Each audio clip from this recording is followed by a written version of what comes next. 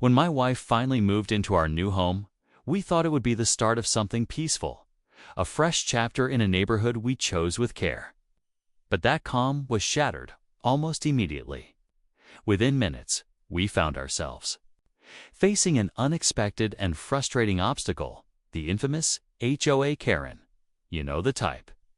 The kind of person who treats rules like weapons and believes the whole neighborhood revolves around their personal agenda. And this Karen was no exception. Barely 7 minutes after my wife stepped through the front door, Karen had already dialed 911, complaining about something so trivial it left us stunned. We had no idea what to expect, but we could feel the tension rising in the air. It was as if just moving in was a crime, and we were suddenly the enemy in a quiet suburban drama we never signed up for. This story isn't just about a conflict with the homeowners association or a nosy neighbor. It's about standing up for your home, your family, and your right to live in peace. As the situation escalated, what happened next shocked us both. Instead of backing down, my wife took matters into her own hands, and less than 10 minutes later, the tables turned in a way no one saw coming. She didn't just wait for things to settle. She confronted Karen directly, handing over something that would change the game entirely. I won't spoil what happened next, but trust me, it's a moment of unexpected strength and a clear message that we weren't going to be pushed around. Stay with me, because this story is just getting started. What began as a simple move-in day turned into a showdown we never expected, and the aftermath left everyone stunned. You won't want to miss what happens next. Before all of this happened, we had spent months searching for the perfect home somewhere quiet, safe, and welcoming. We thought the neighborhood was just that. The HOA seemed reasonable on paper, with standard rules about lawn care and community upkeep. Nothing out of the ordinary. But from the moment we got the keys, there was this invisible tension lurking beneath the surface. It wasn't just about rules. It felt personal, like we were stepping into someone else's turf, and they weren't happy about it. Karen was well known in the neighborhood, not in a good way. She had a reputation for being overbearing, always watching, ready to report any small violation. Some neighbors had shared stories about her before, but we never thought she'd make us the target. The moment my wife moved in, Karen showed up like clockwork, scanning every detail with a critical eye. What was supposed to be a fresh start started to feel like an inspection that never ended. We didn't fully understand why Karen was so hostile, especially since we hadn't broken any obvious rules. It was confusing and frustrating. Why call 911 on something so minor? Was it just about power, or was there something deeper driving her actions? The whole situation made us question the sense of community we'd hoped for. What made it worse was the feeling of being isolated. Other neighbors stayed quiet, maybe out of fear or just not wanting to get involved. We felt like outsiders in a place we were supposed to call home. As the hours ticked by after that first call to 911, the atmosphere grew heavier, like the calm before a storm. My wife's decision to confront Karen wasn't just about standing up, it was about reclaiming what was ours. But that confrontation only added fuel to the fire. This isn't just a story about a neighborhood dispute. It's about how far someone might go to defend their space, and what happens when a community's rules start to feel more like chains than protections. The real question is, what will happen when Karen refuses to back down? The answer is coming, but not yet. After that tense first day, things only seemed to spiral further. Karen didn't just stop at calling 911. She started rallying other HOA members, quietly whispering her version of events, painting us as troublemakers before we even had a chance to explain ourselves. It felt like a campaign to isolate us, to turn the community against new faces. We noticed subtle changes. Neighbors who once smiled now avoided eye contact, and doors that used to be open were suddenly shut tight. What made it more complicated was that the HOA had a history of strict enforcement, but rarely this aggressive. There were rumors about past residents who had clashed with Karen and faced serious consequences, fines, restrictions, even forced moves. The HOA's power wasn't just about keeping the neighborhood tidy. It felt like control, wrapped up in rules that seemed to bend depending on who was involved. Meanwhile, my wife and I found ourselves caught in a web of rules and red tape. Every little thing was scrutinized: where we parked, the color of our mailbox, even the timing of when we took out the trash. It was exhausting, and the stress seeped into our daily lives. We wanted to focus on building our home and our future, not on fighting battles with a neighbor who seemed determined to make us leave. But there was another side to the story. Not everyone in the HOA agreed with Karen's tactics. A few residents quietly reached out, expressing sympathy or frustration with how things were unfolding. They hinted at deeper issues within the HOA board: power struggles and personal vendettas disguised as community concern. It wasn't just about us. It was about a larger fight for control behind closed doors. With all this tension, the air in the neighborhood felt thick. Every day brought new challenges, and every conversation carried the weight of what might happen next. The eviction papers my wife served were just the beginning of a much bigger story. And neither of us knew how far Karen was willing to go to keep her grip on the neighborhood. The next chapter would reveal just how complicated and intense this battle would become. As days passed, the tension in our neighborhood reached a breaking point. Every interaction with Karen felt like walking on a tightrope: one wrong step, and everything could come crashing down.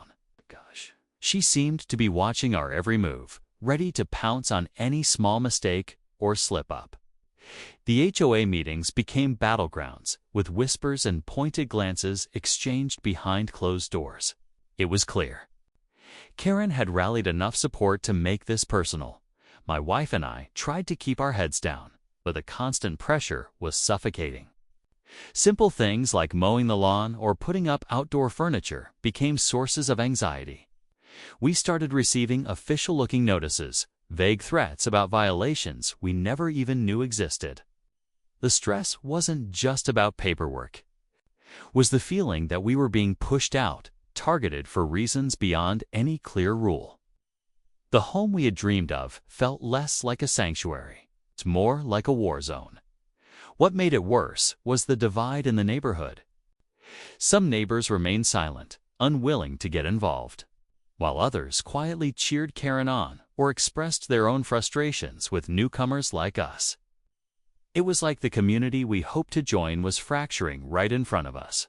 My wife and I leaned on each other, but even that wasn't enough to shake the creeping fear that this fight was far from over.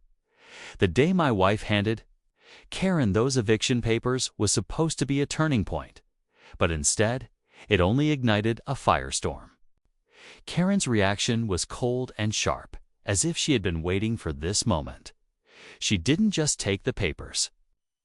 She challenged us in a way that made it clear she wasn't backing down. The battle lines were drawn, and the quiet war over. Our home exploded into something much bigger and more dangerous than we ever imagined. Every phone call, every knock on the door felt heavier. The neighborhood that once seemed peaceful now felt like a ticking time bomb, ready to explode at any moment. What would happen next? How far would Karen go to keep control? The answers were out there, but we were stuck in the eye of the storm, waiting for the next move just when we thought things couldn't get any worse. The situation took an unexpected turn that shook us to the core. Late one evening, after a long day of stress and uncertainty, we received a mysterious letter slipped under our door. It wasn't from the HOA or Karen. It was from a local attorney warning us about possible legal consequences if we didn't immediately comply with certain hidden HOA regulations. The letter hinted at penalties and even potential lawsuits, all based on obscure clauses buried deep in the HOA's governing documents. Suddenly, the battle wasn't just personal anymore. It had escalated into a legal war, As we dug into those documents, we realized Karen and the HOA had more power than we'd anticipated. There were rules that no one had ever told us about. Rules that seemed designed to trap new homeowners like us. It felt like a trap, and the more we learned, the more overwhelming it became. What had started as petty neighbor drama was now a complicated mess involving legal threats, community politics, and hidden agendas. To make matters worse, rumors began circulating that Karen was planning to push for harsher restrictions that could affect every resident, not just us. Neighbors who had remained silent started showing signs of worry, wondering if they too might be caught in this tightening grip. The community we once thought was welcoming suddenly felt like a powder keg ready to explode. Through it all, my wife remained determined. Despite the mounting pressure and uncertainty, she refused to back down. But as the threats grew louder and the stakes higher, it became clear this fight was far from over. The HOA Karen wasn't just trying to get rid of you, she was fighting for control, and she was ready to use every tool at her disposal. With the neighborhood divided and tensions at an all-time high, the next move could change everything. We were caught in a storm bigger than we imagined. The day everything came to a head felt like the calm before a storm, but we knew the tension was about to break. The HOA called an emergency meeting, and Karen was front and center, ready to push her agenda and pressure us out. But this time, we weren't going to be silent. Armed with months of research, copies of the HOA bylaws, and legal advice, my wife and I showed up prepared to fight back.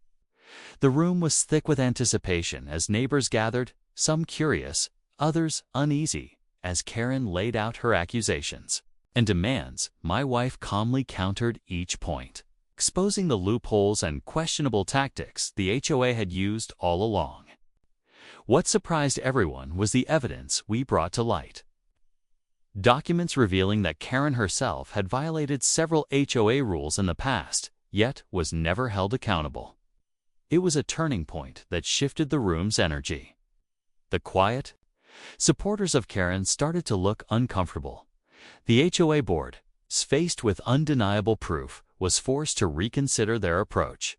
For the first time, other residents began speaking up, sharing their own frustrations with the heavy-handed control Karen had imposed. The meeting ended with the board agreeing to suspend any action against us and to review the HOA's policies more fairly moving forward. Just when we thought the nightmare was finally over, an unexpected twist emerged. As we were packing up, a neighbor approached quietly and handed us a sealed envelope.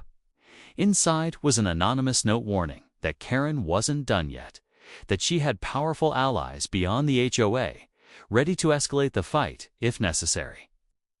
It was a chilling reminder that sometimes, even when you win a battle, the war might still be far from over. But for now, we had our home back, and the neighborhood was watching. This wasn't just a story about an HOA dispute. It was about standing up, speaking out, and refusing to be pushed aside. And as we stepped forward, we knew one thing for sure. We weren't backing down. After that intense meeting, things slowly began to change in the neighborhood. The HOA board started to take a more balanced approach, and Karen's influence, while still present, wasn't as overpowering as before. Some neighbors even reached out to us, sharing their own stories of feeling pushed around or silenced. It became clear that what we went through wasn't just about one family or one house. It was a reflection of a bigger issue many people face when dealing with strict homeowners associations. My wife and I learned a lot through this experience. We realized the importance of knowing your rights, standing firm, and not letting fear dictate your actions. It's easy to feel small when facing an aggressive HOA or a difficult neighbor, but speaking up can make a difference. We also found unexpected support in the community, reminding us that sometimes change begins with one voice willing to challenge the status quo. The anonymous note we received remained a reminder that challenges can come in many forms. But it didn't stop us from moving forward. We focused on making our house a home building relationships with neighbors who wanted to see the community grow in a positive way. Life slowly returned to a more peaceful rhythm, but we stayed vigilant. Knowing that the past conflict taught us to be prepared for anything. If there's one takeaway from our story, it's this: home is more than just a place. It's a space where you deserve respect and fairness. Facing difficult HOA disputes or Karen neighbors can feel overwhelming.